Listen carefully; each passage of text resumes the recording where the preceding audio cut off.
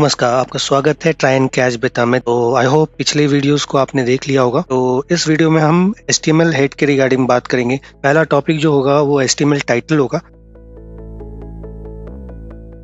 तो चलिए अपने VS कोड में चलते हैं और वहाँ पर देखते हैं HTML कोड तैयार करेंगे। ऑटो कंप्लीट हो रहा है तो उस पर आप ध्यान मत दो, क्योंकि वो ऑटो कंप्लीट कोपायलट का एक फीचर है जो कि आप VS कोड के साथ अब ऑटोमेटिकली मिल रहा है। मैनुअली पूरा कोड टाइप करना है, ठीक है। आइडिया लग सके कि हमने HTML को आसानी से समझ लिया है। जैसे आप देख पा रहे हैं हमने कंटेनर बना लिया HTML का। अब हम हेड बनाएंगे, क्योंकि हमें हेड के रिगार्डिंग जो भी चीजें हैं वो पढ़नी है इसमें। अब इसमें हम एक हेडिंग बना देते हैं छोटा सा, क्योंकि उसमें तो हमें सिर्फ कंटेनर दिखाना ही है। तो हम हेड के अंदर टाइटल यूज करेंगे। इस तरह से टाइटल टैग क्रिएट करना होगा। अब हम इस टाइटल में कुछ भी लिख सकते हैं। सपोज अगर हम अपने नोट्स हैं उसमें जाते हैं, जो डिटेल है ये ब्राउजर टैब पे खुलेगा। सर्च इंजन ऑप्टिमाइजेशन जो होता है उसमें ये हेल्प करता है। यहाँ से ही उठा लेते हैं। नोट्स को फॉलो अप करना है, और इवन आप भी जो अगर रिविजन कर रहे हो ये नोट्स को ले सकते हो। बाकी इसका डिटेल मैं डिस्क्रिप्शन में दूंगा। ये हमने सेव कर लिया। अब सेव करने के बाद ये चीज हमें ब्राउजर में दिखना है, रन करना है, ओपन लाइव सर्वर करना है। तो यहाँ पर देख पा रहे हैं पेज में अवेलेबल हो गया, जो कि हेडिंग में H1 यूज किया था। हमें फोकस करना है टाइटल पे, जो कि हमने लिखा था माई फर्स्ट HTML पेज, और ये सक्सेसफुली यहाँ पे विजिबल है। HTML स्टाइल, HTML हेड के अंदर हम स्टाइल को ऐड करना सीखेंगे। हम इसी कॉपी करते हैं और इसको, तो स्टाइल के अंदर हम किसी भी पेज के अंदर जो भी UI का जो कंपोनेंट होता है उस पेज को एक न्यू लुक प्रोवाइड करता है, यूज करते हैं स्टाइल एलिमेंट के अंदर। HTML कोड के अंदर जब यूज करते हैं हेड के अंदर, स्टाइल को इस तरह से यूज करते हैं। Style element is use to add CSS style directly inside the HTML document, जो कि मैंने आपको बताया। मैंने इसे सेव कर लिया। अब यहाँ पे H1 को ये कलर दे रहा है, कलर मतलब टेक्स्ट कलर दे रहा है रेड, और जो P टैग अवेलेबल है नहीं, तो उसका जो ब्लू कलर है वो भी प्रेजेंट नहीं है। बट इन केस अगर मैं P टैग बना देता हूँ, P टैग ब्लू में आ रहा है, हेडलाइन जो टैग है वो रेड में आ रहा है। बैकग्राउंड है, अगर आप देखोगे पाउडर ब्लू, बैकग्राउंड का भी कलर चेक कर सकते हो। तो मैंने जो बताया ये UI के लिए और पेज अच्छा लगे इसके लिए हम यूज करते हैं। यहाँ है HTML लिंक, तो पहले इसको हम कॉपी कर लेते हैं। HTML लिंक का क्या काम है कि कोई भी पेज के एक्सटर्नल रिसोर्सेज को इसको ऐड करने के लिए यूज होता है। तो देखते हैं प्रैक्टिकली क्या होता है, और यहाँ पर ऐड करते हैं, हेड को हटाते थे। अब यहाँ पर देखने की बात है कि ये रिलेशन है। रिलेशन क्यों? क्योंकि ये हमें बताना होता है लिंक जो एलिमेंट जो टैग होता है इसमें बहुत सारे एट्रीब्यूट्स आते हैं। अब हमने ये फाइल बना लिया। अब हम एक रूट फाइल बना लेते हैं। सपोज यहाँ पर हमने बैकग्राउंड दे दिया रेड कलर। बस हमें ये डेमो चेक करना है कि क्या ये फाइल कनेक्ट हुआ है या नहीं, ये भी चेक करना है। ऐड कर लिया। अब हम देखते हैं पेज के जो आउटपुट है उसमें क्या ये रेड आ रहा है। तो हम यहाँ पे इसको करते हैं बॉडी। अब आप देख पा रहे होगे बॉडी जो है ये पूरा रेड हो गया है। ये समझने में आसानी हुई कि लिंक करने से हम इस पेज का मतलब जो CSS फाइल जो है उसको ऐड कर सकते हैं HTML फाइल से। तो ये हमने सीखा इसमें।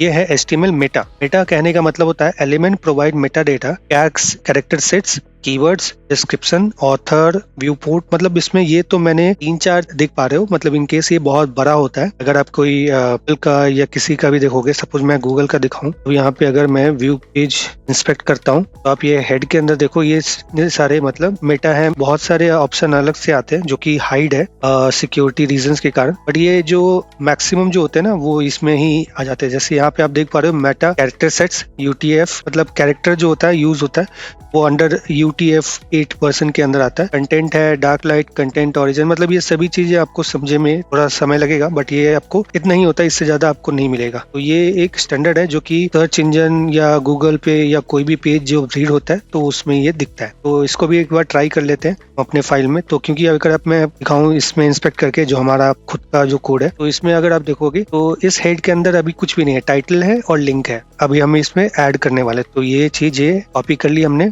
इस कोड में गए, पेस्ट कर दिया। इसको पेस्ट करने के बाद हमें सेव करना है। और जब हम अपने पेज में आएंगे तो ये अगर हम अपना हेड पिन करेंगे तो देखो आप यहाँ पे आ गया description, keyword, author, view port, style set, तो ये सारी चीजें प्रेजेंट हो जाती है। तो ये पेज को एक ज्यादा मतलब इंफॉर्मेशन प्रोवाइड करता है कि किसी भी अदर सर्च इंजन को, ताकि हमारा जो पेज है वो अच्छा रैंक कर पाए और इवन हमारा पेज ज्यादा लोगों को विजिबल हो पाए इसके रिगार्डिंग। और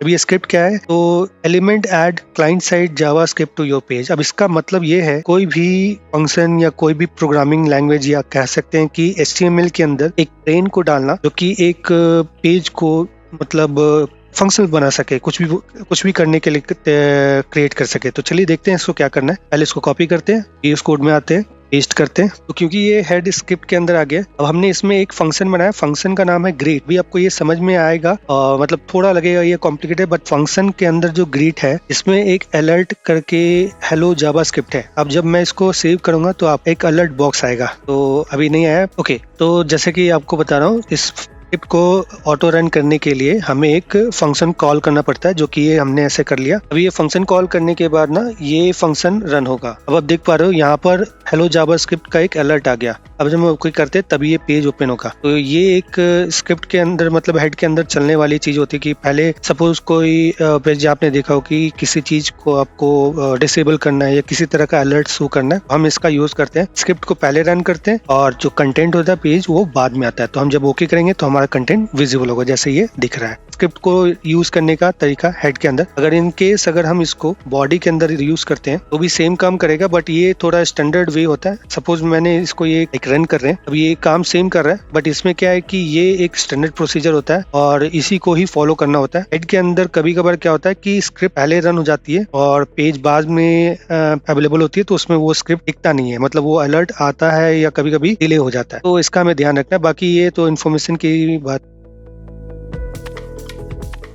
एलिमेंट बेस, अब ये क्या करता है, base element sets a base URL and और default target for all relative link on page. मतलब सपोज एक बेस URL होगा, चाहे आप कोई भी URL लिंक पहले से भी अवेलेबल है और इन केस दैट वो लिंक क्लिक नहीं हो पा रहा है, तो बाय डिफॉल्ट ये जो बेस में जो URL सेट करके रखा है वो ऑटोमेटिकली ट्रिगर हो जाएगा। तो चलिए देखते क्या करता है ये। तो हम इसको कॉपी करते हैं, हेड से लेकर के बॉडी को डिलीट करते हैं ताकि ये थोड़ा क्लीन लगे। को पेस्ट कर दिया। अब आते हैं अपने आउटपुट के पेज पे। यहाँ पर आप देख पा रहे हो अबाउट पेज। अबाउट पेज के अंदर हमने क्या किया है कि यहाँ पर एक URL आप देखोगे, ये जो URL है https www.example.com, तो इसके जगह पे हम क्या करते हैं गूगल रख, थोड़ा इजी होगा समझने में। हमने गूगल रख दिया। टारगेट ब्लैंक क्यों है, इसका मतलब आप ये समझ लो कि हमें सेम टैब में नहीं, एक न्यू टैब ओपन होगा, उसके अंदर इसको ओपन करना है। ठीक है, अपने इस पेज में रिफ्रेश कर लेते हैं और इस पे क्लिक करते हैं। तो आप देख पा रहे हो ओपन पेज हुआ और ये गूगल का पेज ओपन हो गया। तो ये इसी का काम करता है।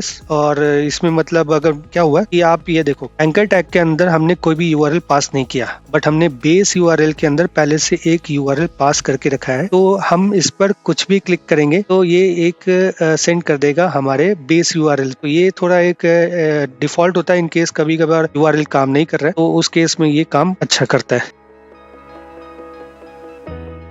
और इसके साथ साथ एक क्वेश्चन भी है, which of the following should not be placed inside head. हम बॉडी को हेड के अंदर कभी भी नहीं ऐड करते। ये एक छोटा सा क्वेश्चन है जिसका आंसर आपको मिल गया है। इस वीडियो में इतना ही, मिलते हैं अगले वीडियोस में। सब्सक्राइब जरूर करें, लाइक करें। Thank you.